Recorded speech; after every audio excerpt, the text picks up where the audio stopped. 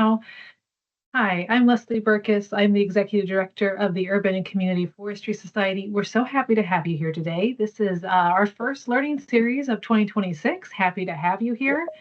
So that we have plenty of time to hear from Brian Knox with City of Tampa. I'm going to jump into a few slides and just share a little bit more about the organization and then again turn it over to Brian. So, um, thank you again for joining us. And as we kick off this year, I first want to thank our exclusive learning series partner, Bartlett Tree Experts.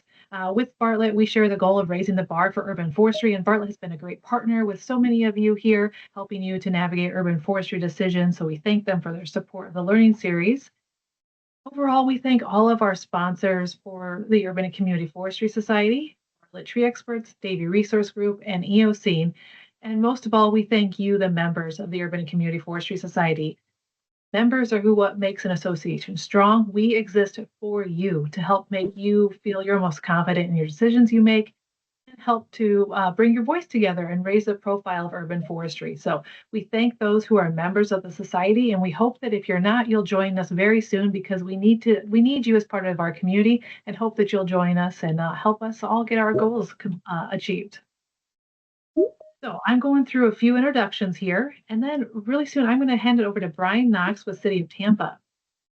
Brian's going to talk about the Trees for Tampa strategy that they have implemented, and especially focusing on how they took long-term canopy and heat data and other analysis for the city and merge those together to help make equitable decisions for how trees are planted within the city and be very strategic in that work. He'll also talk about how they worked across multiple departments and across community partners, something that's can be kind of challenging sometimes for folks of how you work with those different departments, how you bring in a lot of different partners. So we'll get to hear how City of Tampa did that. And then ultimately helping you take some of those key learning lessons and hopefully apply them to what you're doing every day in the cities where you work. End with Q&A, and then at the very end, this is approved for one ISA CEU, and we will drop the link for entering your CEU data at the end of this. So you all are on mute right now, but as we get started, would love to see where people are coming in from. Please drop your name and where you're from in the chat. Sometimes the chat feature gets a little touchy on Teams, so we have heard that if you leave and come back, that can like re-trigger chat to work. So if you're having any issues with that, maybe give that a try. Otherwise, you can use the Q&A feature when we get to the end that's along the top to ask a question. Again, this is approved for one ISA CEU, and we will submit that on your behalf. The form will come to you at the end of this session. Okay, we're getting through those housekeeping items. If you aren't familiar with UCFS, our mission is to build the confidence, competence, and camaraderie of all professionals who manage trees and forests to create and sustain a more livable community. What we really mean by that is we are the professional membership home for the people who make and support daily tree care decisions.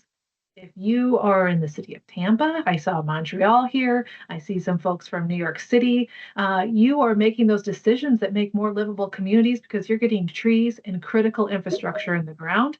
And we know how valuable that is and deserves a seat at the table just as much as pipes, electrical things, street lights, stop signs. All of those are critical pieces of infrastructure.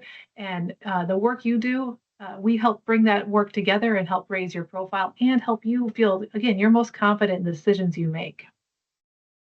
To do that, we offer a variety of things for our members and friends, like our City Trees publication, our mentorship program, our conference each year, the Municipal Forestry Institute that's coming up next month. We'll be gathering at Jekyll Island, Georgia. Applications for that open up every August. And one thing you're going to hear a lot about this year is both our accreditation, the program that will give your community the kind of stamp of approval, look to help you meet standards in urban forestry. We'll be talking a lot about that throughout this year. And then we'll also soon be rolling out a prep course for ISA Certified Urban Forest Professional. So if you've been thinking about taking that credential, up in your skills, we'll be offering a prep course for that later this year. So stay tuned for all of that. Learning series will keep happening throughout this year. Check out the events page on UCFS to see our next ones coming up next month and sign up right away. And with that, I'm just going to once again thank our members. You are who make this possible. City of Tampa is a municipal member. So if you better to come from a municipal's perspective and have your whole city join, would love to offer that to you as well. If you're not a member, please join when the time is right. With that, Brian, I'm going to stop sharing my screen and kick it over to you. All right. Thank you very much, Leslie.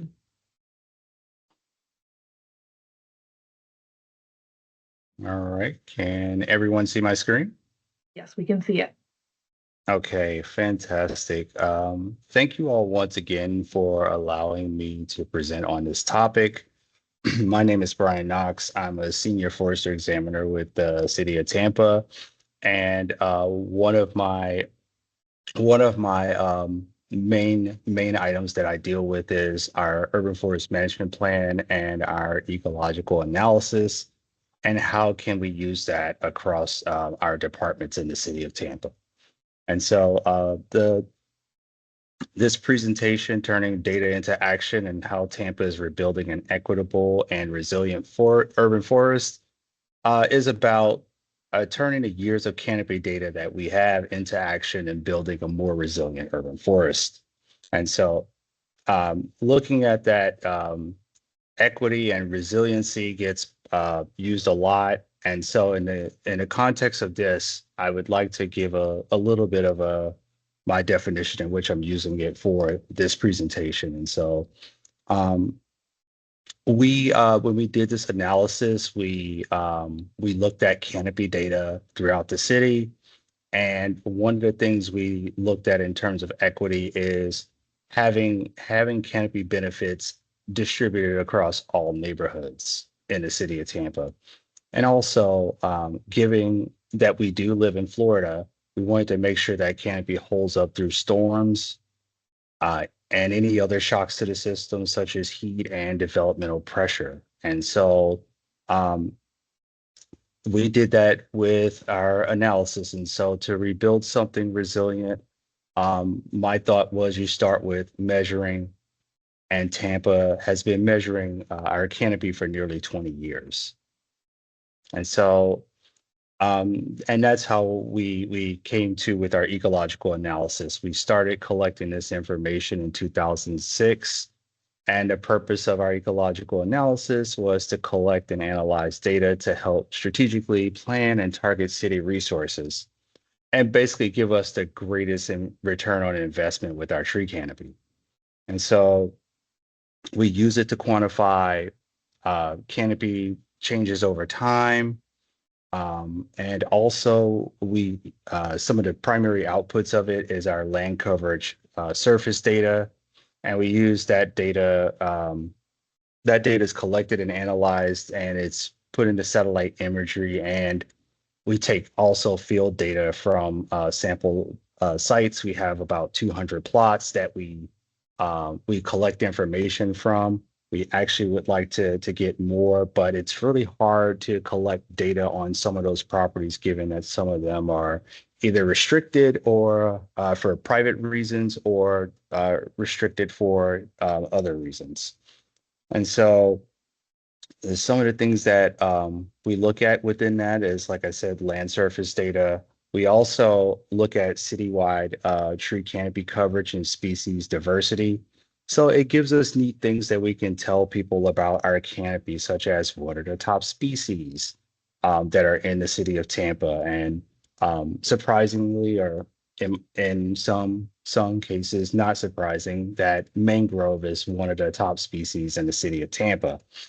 And also we have like a good amount of information on large tree species, so we can kind of see, like what we can look at in terms of what we want to plant in the future, what we can hold back on based on the top species that are in our list. We also can find out things that we need to know as well, as like what is our top invasive species, and making that list is Brazilian pepper. And so from there, we have another component of our ecological analysis, also known as our tree canopy study. And that is public opinion surveys. And so we've worked with the University of South Florida to collect information on people's perceptions of trees. And so we put out in our last analysis, we did a public opinion survey just to see what people think about trees. Do you like trees? Where do you like trees?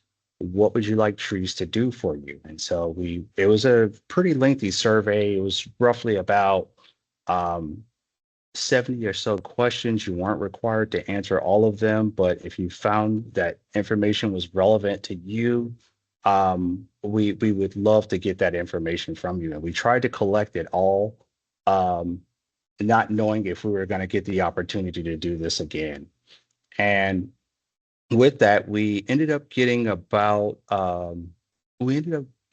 just under 1,200 survey respondents. And so that gave us a robust amount of information in this analysis that we used to do things like build town halls like we did this past weekend, and also to cater projects and also provide programs for residents based on that opinion survey. And so looking at the analysis, once again, we started in 2006, and Tampa has 4 studies, with another one on the way this year, and we will be publishing that one sometime around 2026 and 2027. And so we're looking forward to collecting data, but also using that data in a different way that we have in the past. So we're very excited about this upcoming analysis. Just to give some background on why we're doing this, the data we collected has allowed the city to gain a better understanding of how our forest is doing and how man-made factors are affecting it and natural factors are affecting it. And so we also talked about our return on investment in canopy, but also we wanted to know like how our tree canopy is changing and what's the health, the distribution, and species diversity, and how are those things providing benefits to us. Some of the additional outputs that we got out of it this year, I mentioned some already with the survey, but we also produced information for urban heat maps to determine how heat is distributed across the city. And we also looked at analysis of other environmental factors as well.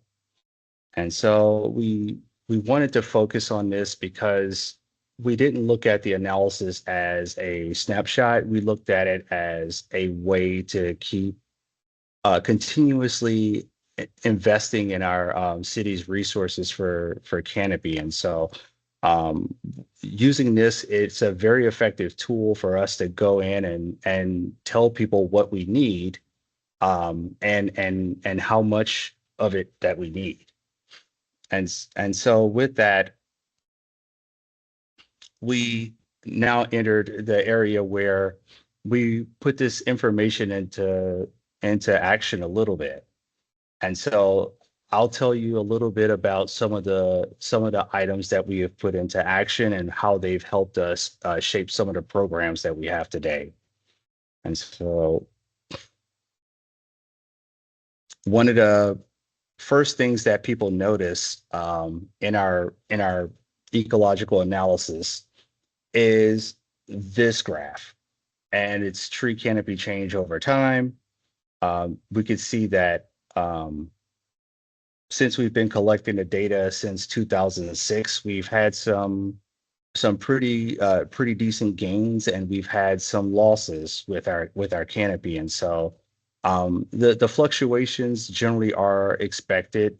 Those can be due to a bunch of things, development. It could be due to the age of the canopy, just a lot of factors that would be involved in some of these fluctuations. But one of the things that this information gave us is just the composition of our urban forest. And so we have about 10.4 million trees, which include 114 species and 145 shrubs. and 30% of our canopy is mangrove. And so, but we already know that our canopy gives us a ton of benefits, and they improve stormwater, they assist in recovery, they improve property value, store carbon, and reduce urban heat island effects. And so, the reason why I bring all of those things up is that we learned that we're slowly rolling into more of a public health conversation through our analysis than an urban forest management conversation, because we also became to understand that 30% canopy was a critical threshold for some of those health benefits that people receive from trees. And so again, we learned that the tree canopy is not just, about ecological benefits, it's about public health as well. And this graph is one of the graphs that, or this map is one of the maps that we use a lot to tell residents that we need canopy in your neighborhood. And because of that, we've worked really hard to try to have residents understand that canopy has benefits beyond uh, the property that you own. And it also has benefits for the entire city as well.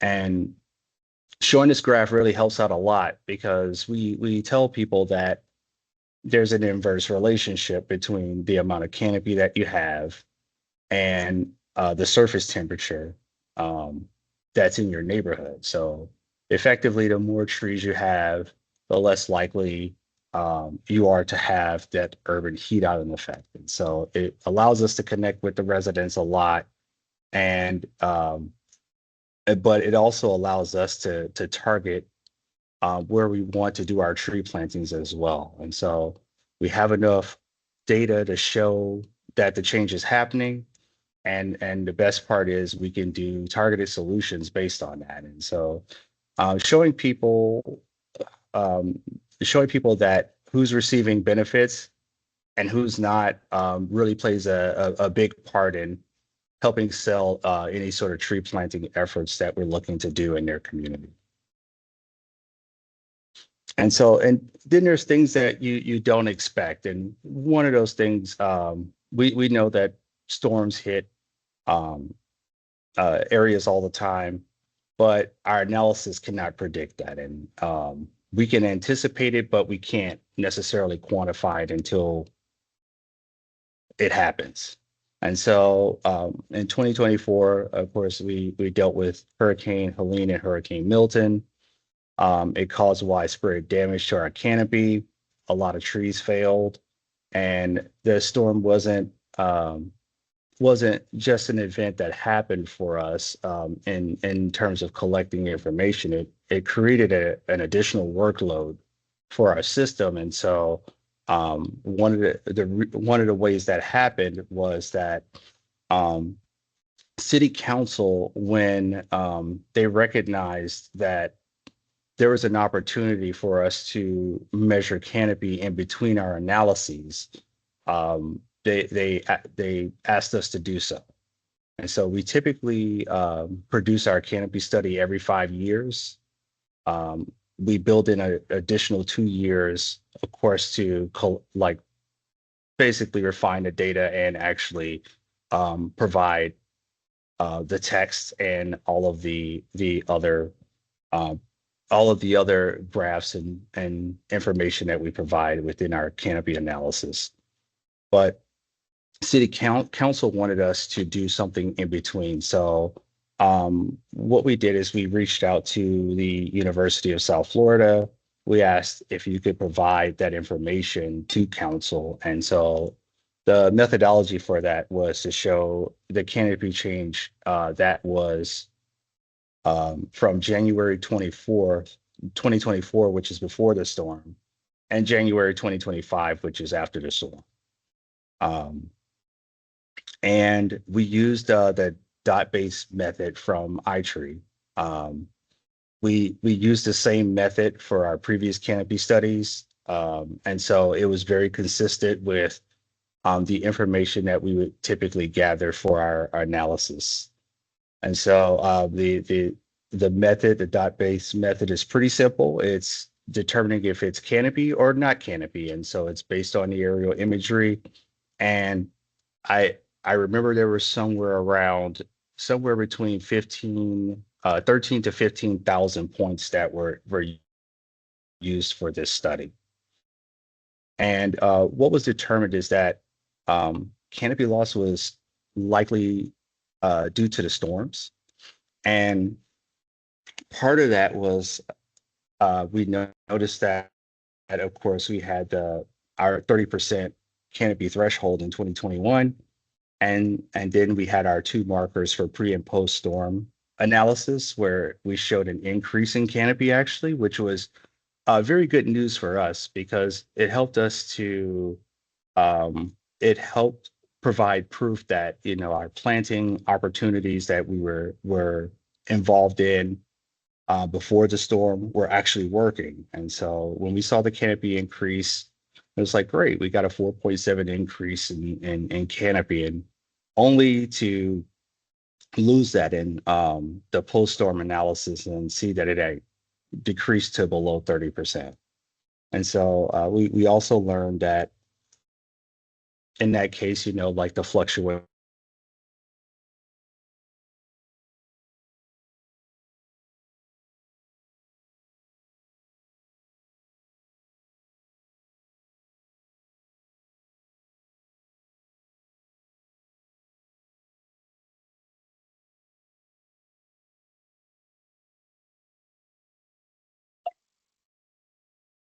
Hey, Brian, can you hear us?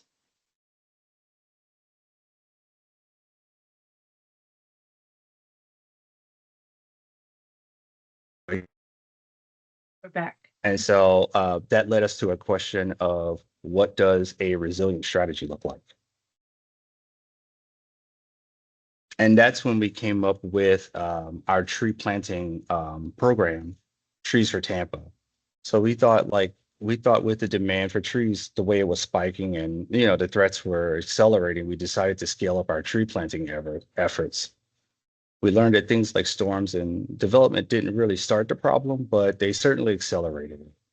And so our response to all of the shocks to the system was Trees for Tampa.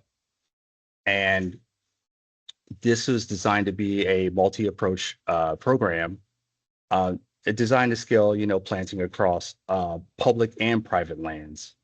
And so we were trying to build not just a way to plant trees, but try to build a system of planting trees through multiple departments. And so that response came from the administration, along with the sustainability and resiliency department, asking our department, which is the city planning department, to manage some tree planting programs that could provide a number of things for residents. And one of those things we decided to look at was, where can we plant trees? And so in most municipalities, about the majority of your opportunities to plant trees are on private property. Um, but we understood that given the complexities of a storm, and also given that this is looking at as an opportunity to plant volumes of trees, we decided to focus on our public realm and in the right of way. And so these maps are a part of the feasibility analysis that we did, so we can see where our conflicts are within the right of way. We tried to look at a lot of subsurface utilities, which included water, sewer, and wastewater. We looked at telecom lines. We also looked at above ground surfaces. So that way we didn't have any conflicts with transmission lines. We looked at sidewalks. We also tried to create enough separation from any development that either existed or already or was already, like in the planning phase or design phase to be implemented. So that meant roads, buildings, or anything else we can think of or accumulate information from to say we should not plant a tree there. And so there's a logo for Trees for Tampa. When it was launched roughly around uh, uh, June of 2024, and we started to really try to implement the process after in September of 2024. And so just to give you a brief rundown, the Trees for Tampa is once again, our effort to increase tree planting across the city of Tampa. We were looking at public and private property, and it was certainly missed a slide there. There we go. It was certainly built because we were losing canopy and for a variety of reasons, development storm, and it was also designed to address heat related issues. And so I'll go through the four programs that create that make up Trees for Tampa. The first one is the Mayor's Tree Giveaway. It's a annual Arbor Day event we have, and we give away roughly about 500 to 1,000 trees for residents to plant on private and public properties. The next one is Plant Your Heart Out. It was one that was created roughly around the same time in 2024 when we implemented Trees for Tampa. And this was a neighborhood tree planting program that was where the money was funded through a private entity, and our nonprofit Keep Tampa Bay Beautiful is helping manage that program. And neighborhoods can get together and they can request a number of trees, and we'll provide the trees and we'll provide some technical expertise to help plant those trees on private property. And so that program, since its inception, I think it's planted about 1,000 trees so far. The next program is our Tremendous Tampa program. It's one of our oldest programs. This is a program that's funded through our Tree Trust Fund, where citizens can request trees to be planted planted in front of their property in the right of way. And you can receive up to 5 trees. Previously, it was 2. And we'll come out, we'll plant the trees. All we ask you to do is water it and give us any sort of insight on how the tree is doing. And we make sure we're matching the tree to the conditions, and sometimes that doesn't, lend for the largest tree, but at the same time, it's a very high touch, very engaged service with the residents, and they like it a lot because they get to pick their own tree. And this program also has one of our highest survivability rates. And this is the program that I'll be talking about the most. This is Tampa Relief. It's a city program that, once again, we created that was meant to be on in the public realm to begin with. We wanted to do something like this because it was something that I felt we could easily duplicate across multiple departments. We can scale it to a large project or a small project. And we wanted to focus on cost effectiveness because we know that funding can fluctuate. And so we wanted to make sure if there were issues with funding that we can adapt to those elements. We initially hired 4 landscape architects to produce plans for the project. Currently, there's 11 projects that they're working on. Some of them are residential in nature. Some of them are commercial corridors. We have fire stations. We plant stormwater ponds. Any place where our feasibility analysis gave us opportunities to plant, we tried to focus on those projects in those areas. And so with that in mind, we created these programs. We're thinking to ourselves, like, all right, what are the tools that we need? The tree canopy analysis, it told us the problem. It told us we needed to have a good systematic way of planting trees. Things like the heat analysis that I talked about earlier, and storms and development kind of gave us the reason for the demand. And the surveys from the residents told us this is something that they were looking for.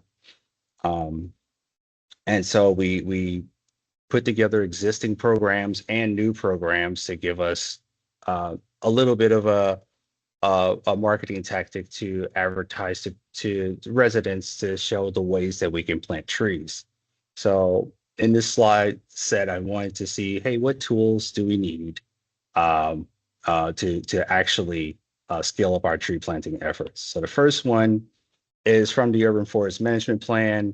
It's our tree matrix. It has over 100 recommended species. It's required to be updated every 5 years through the analysis. It's searchable online, vetted by state universities, arborists, and practitioners. It has Florida nursery grades and standards, and it helped in the process of our landscape architects selecting trees that were ideal for our communities. It also has some additional features that also helps anyone that's constructing a plan to plant trees on our in our public realm.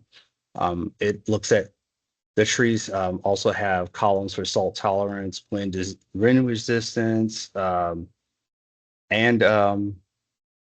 also drought tolerance. And so it's having a document like this, it really kind of helped solve the problem of what trees to plant with our contractors. It was very simple to say follow the tree matrix based on the spacing guidelines that were available. And so within that, we focused on the types of trees that that would be available. And so those were broken into 3 categories based on the Florida grades, Florida nursery grades and standards. The first one was type 1. We like type 1 trees a lot. They give us the best possible outcomes for storms once they're established. And our tree, the live oak, is one that we advertise a lot when it comes to dealing with wind resistance. And so the next type 2, we focused on that when you couldn't necessarily get a type 1 tree in that space. If it's the next best thing in terms of like providing benefits and maximizing the amount of space that's available. Typically, the type 2 trees are tall and narrow. They give us really good benefits, and typically they have a reduced canopy width as well in comparison to the type 1s.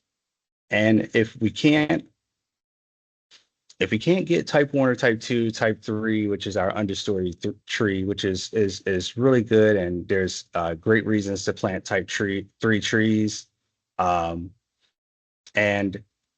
they provide meaningful benefits, but clearly not as much as the type 1 and type 2.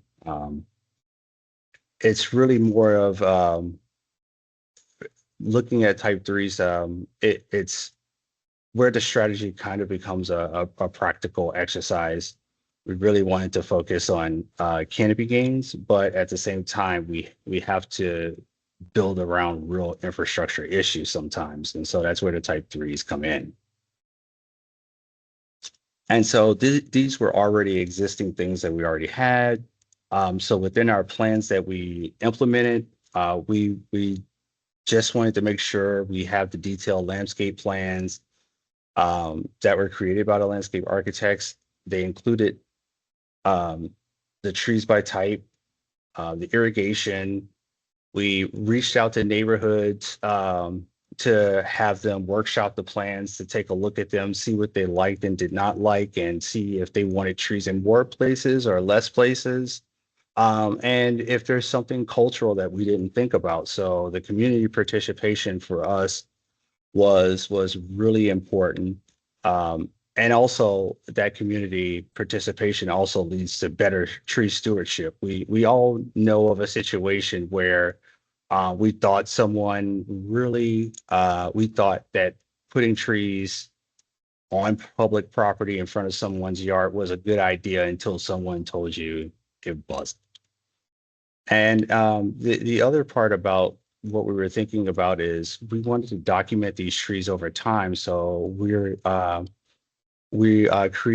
started creating an ArcGIS online database where we can track the trees that we planted, and we can provide systematic checks over time. And also, we can make sure, like if there's any follow-up that's needed, there's the ability for the resident to contact us. And so we distributed capacity everywhere we could think of. But what we also learned is that even the best planting strategies can stall if the system is constrained. And that's one of the things that we ran into when we just started to scale up our tree planting efforts. And so that brings us to some of the capacity constraints that we ran into. And this is kind of the area where the turning point happens, and I start to describe some things that went wrong. And so one of the first things that we helped us create the program was the Inflation Reduction Act. And so we know that there was about 2.5 billion that was dedicated to urban forestry. That was unheard of. We're thinking this was great. We were awarded $1 million through the Arbor Day Foundation, and the project was defunded in February of 2025. And so because it had certain guidelines, it kind of meshed really well with our heat map and where we could plant trees. So we kept the environmental justice area components of the project, and decided not to scrap it, but instead look at alternative sources for funding. And that's when we came across the Tree Trust Fund. And so for us, the Tree Trust Fund is something that um, developers pay if they cannot plant the trees. And we have a significant amount of money in there. And so it would have been a kind of a situation where we can solve two problems at once. One, let's solve the problem of our the money that we have in the Tree Trust Fund not being utilized, but also we can provide funding for this project that we were looking to implement. And so we started to run into additional issues with our efforts to use the Tree Trust Fund. And so at the time when we considered this, we were looking at ways to make sure we were able to plant trees without having a big expenditure with our projects. But council at the time we started the project, they believe we shouldn't use tree trust funds to essentially support the project just because of the cost of planting a tree in the right of way, and several other factors that ultimately led to the belief that if we use the funding out of the tree trust fund, we would no longer have that funding available because we will have exhausted it.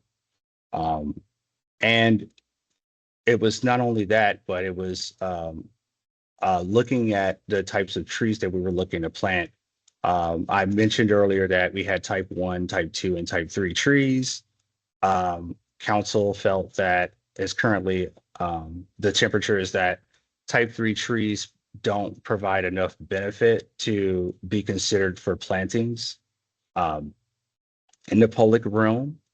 And so because of that, there was recently a request to remove type 3 funds as an expenditure out of the tree trust fund. And so looking at that, we started to like get restrictions about where trees can go. And so this was really kind of limiting some of the landscape plans that we had developed. And the other concerns were uh, really more so planting on private property. The tree trust fund is very murky on whether or not you can plant on private property or not. So ultimately, it's avoided until we can make some adjustments to code. And looking at it from a residential perspective, the tree type conversation morphed over to the community concerns as well. And there was a lot of pushback about the types of trees that were suggested for planting, um, with the question of whether or not spacing is being considered in that request. And so through that, we were basically trying to figure out how these limiting factors are affecting some of the projects that we currently have and some of the programs that are existing. And so the volatility really kind of put a real strain on the ability to begin the programs in the way we intended. And so we did take the conversation, like to heart because we understand, like we understand that these are community issues and we shouldn't try to work around those, or we shouldn't look at those as a roadblock. We really should look at them more so as a opportunity to educate the public and focus on what their requests are. And so looking at that, we've had a couple of constraints. And so we started to look at what we wanted to do now. And so we have 20 years of data showing canopy change and where we're losing trees. And we have programs that are designed to replace and place trees and build canopy, but um, storm and the emergency workload kind of put us in a situation where it made it a little difficult to get started. And looking at the developmental pressures and the heat risk, that certainly accelerated it. Um, we were understaffed, and we still are. So our operational capacity was limited. So the funding that we had would have been really useful for contracting a lot of our things out. And so, and also losing the Inflation Reduction Act funding and changing it forced us to change our expectations of where we can get funding from and how we can implement our tree planting efforts. And so looking at it, we were like, so what has to change? And so some of the things we'll keep doing and some of them will ultimately make different, we'll take a different approach. And so, of course, any city wants to preserve more canopy. Our measuring tools, such as our analysis, helps us do that. But also, we can focus on looking at our private property development because we do have a private property ordinance. We can look at that as ways to increase our preservation efforts for existing trees and just to reduce any losses that we think are preventable. We also wanted to figure out ways to stabilize funding. And some of the ways maybe it's looking at departments and asking them to create budgets for trees and having them look at their overall budget and seeing, opportunities where we can plant things. And we've done that this year with our it's called PIPES program, where it's a capital infrastructure project. And while that project is going on, other departments can create the landscape plans for the trees to be planted on that project. Also, we can increase our efforts through updating the plans, the management plan. As I mentioned earlier, we do have a management plan. It's a great management plan. It allowed us to create the analysis, and it gave us a guiding material for all of the things that we've done in the city, but it hasn't been updated in 10 years. So it's definitely time for us to update the analysis, I mean, the management plan, and figure out what additional needs there are. And so we asked ourselves also, like, what actions have the biggest leverage, and what's the biggest thing that we need to do right now. And for me, it's working with city council a lot more. Right now, the tree conversation is not being guided by staff. It's mostly being guided by the conversation, the external conversation. And so having those conversations with city council would provide great guidance for what they're looking to get out of the funding and also what they're looking to get out of the tree canopy as well.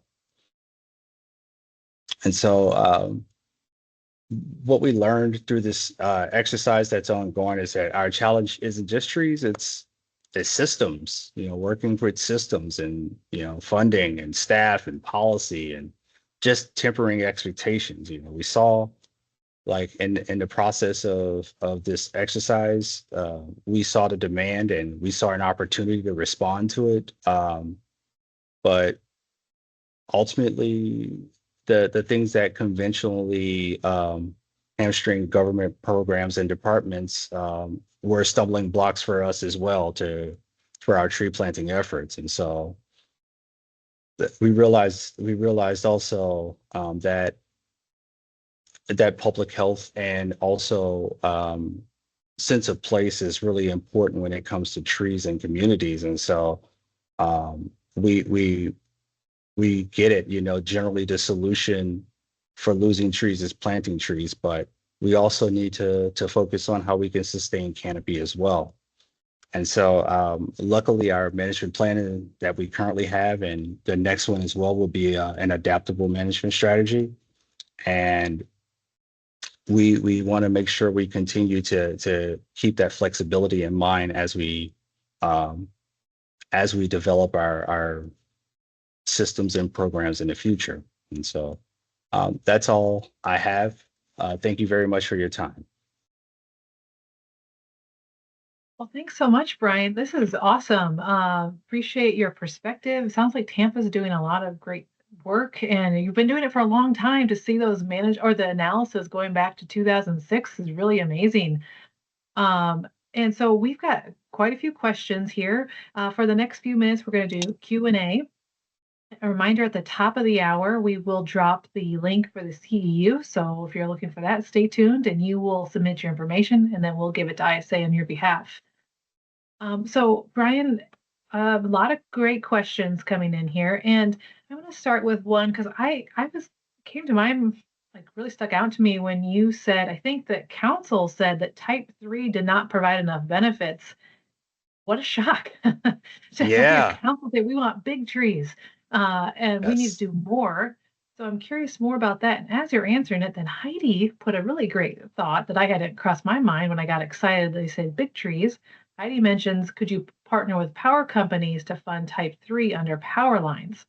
So, I mean, now you're missing, I wonder how you're balancing the right tree, right place. And then how amazing that your city council wants bigger trees. So could you say a little bit more about that planning and thought process? Yeah, and I part of the conversation, it's a very interesting feedback loop with our council. And so we produce the analysis. The analysis has a lot of valuable information. And in the process of us creating the analysis, we go out to communities and we have the discussions and we talk about the types of trees that we want to see and the types of trees that provide the most benefit. And we did focus heavily on type 1 and type 2 trees. What I didn't expect is that would go a step further by saying that ultimately we do not want type 3 trees. And that for me is a bit of a concern because type 3 trees, although they're not type 1 and type 2, they fit in spaces where we can't normally receive a type 1 or a type 2 tree. But let's walk down that process together and see in those spaces where type 3 trees cannot actually, where type 3 trees would normally be planted, what sort of efforts could we make for type 1 and type 2 trees? And and so looking at that, it may be difficult in the short term, but in the long term, it could be something that we may find to be not just effective in terms of getting the type 1 and type 2s, but also effective in terms of like what sort of infrastructure changes we need to make in order to actually satisfy this agreement. My concern also is that losing type 3 trees, you may also lose type 3 funding. And what I mean by that is when you remove a type 3 tree from private property due to development, you ultimately get the funding for that if the tree is not planted. And so there are these positives and negatives to it that we really need to discuss with council. But I agree. The type 3 conversation came with good intention. I love the fact that that our members and our council members and our residents are invested in what we're doing to the point where decisions are being suggested that normally would only be made internal. But since they've spoken, we have to figure out ways to work in a way to make type 1s and type 2s happen. And to answer the question about TECO, TECO is our local power company. We work with TECO a lot in terms of types of trees to be planted. And of course, there's guidelines where you can plant under power lines, but that is a good suggestion about having trees supplied through TECO for our tree planting efforts for type 3 trees if the solution is maybe we're not going to plant type 2 trees. Yeah. Well, thanks for more of that analysis, because I think the typing has really caught the attention of a few folks. We had one more question about it. What percent of Tampa trees are type 1, 2, and 3? Does a certain type make up most street tree plantings? Which maybe you just answered that with some of the analysis. If you can't share the exact percentages, understood too. Yeah, I don't know the exact percentages, but a good barometer of that is our Tremendous program. And remember, the Tremendous program was one of the 4 Trees for Tampa programs. The Tremendous program is resident requested. And if I remember correctly, I know the majority requested are type 3 trees. I think it I think it may be overwhelmingly type 3 trees. Mhm. And so there's and our survey kind of has that same kind of yes, we love trees, but not here situation that we're talking about right now. And so yeah, like citizens really do love type 3 trees when they're selecting their tree. And typically that ends up being like fruit trees like loquat. Or it ends up being our favorite tree, the crepe myrtle, which a lot of our residents are not a fan of when it comes to conversations, but it is the most requested tree and tremendous. And so there's this conversation I think that needs to be had with the survey response, the tremendous request response, and public opinion that really needs to happen. But luckily, we have the data to actually understand these things to explain the problem, and then see how we can move that conversation forward with a solution. Um, as we're getting closer to the top of the hour, we've got so many good questions. We'll stay on a little bit afterwards. If you need to drop, of course, feel free, and we'll keep asking questions. This is being recorded. That I just find that really fascinating. Probably should come back to another time because I live in the Midwest and the crabapple is the tree that everyone wants. I think the Yes, equivalent of a crepe myrtle. And so there's that constant battle trying to encourage people to plant a larger tree where the site conditions are appropriate. And you've got this interesting thing where council's pushing you one way, residents are pushing you another. And of course, we're all sandwiched between those types of things. You were that's already correct. on the tremendous, and that's a good line of thinking for another question we had about how is that program promoted? And what strategies do you use to increase community participation? And so, tremendous almost doesn't need a lot of advertisement. It does not. Uh, the residents love the program so much that we're having a capacity issue in terms of actually planting trees fast enough for residents. We pretty much have a backlog that could, if we stopped taking in requests, we would still have tree plantings for the entire year and probably part of the following year. And so a very popular program. Um, and it's well thought out. And a lot of the residents want it, but I think what has come to light is that once again the requests for the trees in tremendous are a bit of a concern because the focus among the communities and the public opinion is now turning into that native type 1, type 2 and shade, which those are interchangeable. But yeah, there's a lot of love for the tremendous program, and we advertise it on our parks on our forestry website, and we also distribute hang tags to let people know that you can receive free trees, and and generally that's enough. Like I said, we have a capacity issue at this point where we just can't plant the trees fast enough. Um, but we have talked about that as well. And what would bolstering the capacity for that look like? Probably said this and I just missed it. Is that all being done in-house or using contractors or a nonprofit partner or somebody? All done in house, minus of course the we don't have a nursery, so we do purchase the trees, but the program is in house. One person manages it, and a small staff plants the trees. Okay. Has there been conversations about using contractors to speed up the work, or is it a funding issue, or what's the thought?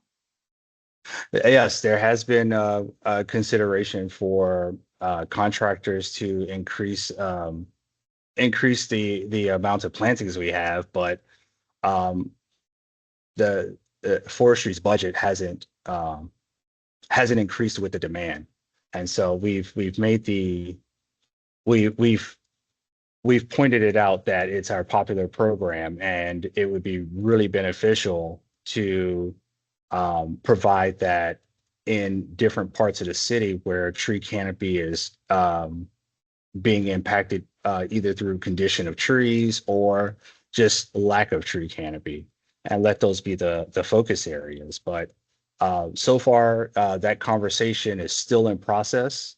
Um, and having that conversation is a bigger part of another conversation, which is the actual tree trust fund monies that's being collected. So if we increase the capacity of it, now we need to figure out a way to produce more tree trust fund monies. And that doesn't necessarily mean more development. It could easily mean just increasing the current cost to pay into the tree trust fund. Right. Yeah. Again, we're approaching the top of the hour. Carla has dropped the CEU link into the chat if you are seeking ISA CEUs. We're going to stay on a few more minutes, so look at the chat for that form to fill in your information. I'm going to go back to the very beginning of your presentation. You had awesome feedback, 1,200 people responding to your survey. Really great. And so Peter asked, Did the public survey reveal insights into what benefits the public valued the most? Shade, sense of place, screening. And then did you tailor your messaging to uh, hone in on what they valued the most? Yeah, we definitely learned that that in a way the survey was very, very, very positive. I think 80% of the respondents love trees, love to receive trees, and they love the shade the most about it. And that was overwhelming. If I can dip into that survey a little bit and talk about like responding to trees, we found a really interesting thing about um, in our survey about who wants a tree on their property. And so we learned that residents love trees and they want to see trees, but the number dipped significantly when the version of the question of do you want that tree on your property was asked. And so that was a big factor in us saying that we probably need to focus on the public realm, but at the same time tell the public that you have the greatest amount of green space to plant private trees. And so we looked at that survey information as an opportunity to say this is a collective effort for us to be able to plant more trees, increase our canopy. We do understand that we can't plant our way out of what we're in, but at the same time we would definitely um, we would definitely provide the resources for you to be able to plant on private property. Okay, great. We had a question about the budget for your urban forest master plan or management plan and how it is funded. So that's a great question. The management plan and the tree canopy analysis are funded through the Tree Trust Fund. And so that information is in our code actually. We updated our code in 2019, and it was one of the things that we added in there, and it was universally welcomed that we use the Tree Trust Fund to continue to fund the analysis. And part of that was through a resolution that was created to say we must do this study every 5 years. So yeah, that was a really, really positive step towards continuing to do the analysis and always having the funding to do it. Yeah, that's really a great lesson. I think others might be interested in hearing more from you, how those rules really help. Having those codified can help the urban forestry team do more by having them laid out, and now we're doing it. And so, as opposed to trying to convince council to do it every year or something.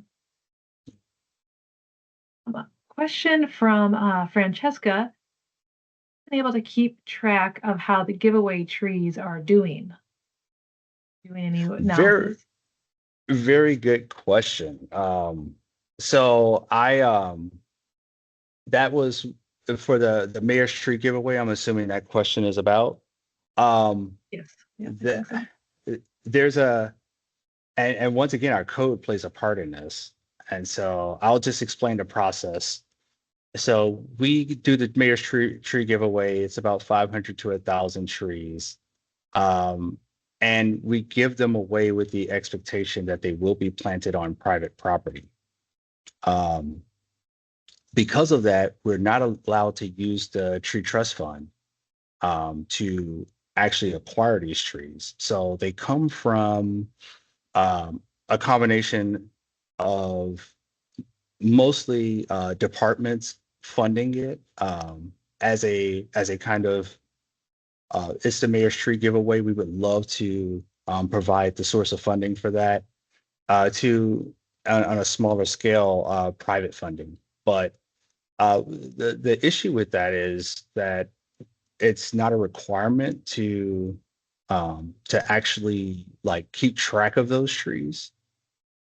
Whereas if the money was provided through the Tree Trust Fund, the code specifically states that you're supposed to provide the location, and a 6 month to 1 year checkup on those trees. Now, could we still do it? Yes, we could. We have addresses, we have information to follow up with, and we could. But given the amount of trees it is and the larger, broader scope of things that we're looking to collect information on, it's not a priority for us. Yeah. I know so many cities do those giveaway programs and be an awesome study sometime for an academic partner. So it'd be Yeah. fun to have someone help do some of that analysis. And I think probably that opportunity that you miss in the tree giveaway, you can get it in the relief program. And so that those trees are documented by plan, they're documented by acquisition, they're documented by follow-ups, and they're documented through our GIS system. So those are the trees that I think have the best chance of documenting their level of care, and maybe through that we may create like a citizen-based mapping system for people to map their trees. Mhm. Well, Brian, we're a little after. Let's start wrapping. There's a few more smaller questions, or maybe they're not small, but just some questions that people had come in. So maybe they can reach out to you directly. There are some other things you mentioned during this about using landscape architects. I was curious more about the pipes program. So I think we probably should be circling back sometime to learn more about what Tampa is doing. But with that, we'll wrap today. We will follow up with an email with some of the details and the recording of this webinar. So we will see you next month, hopefully. And with that, we'll say goodbye. Thanks, everybody.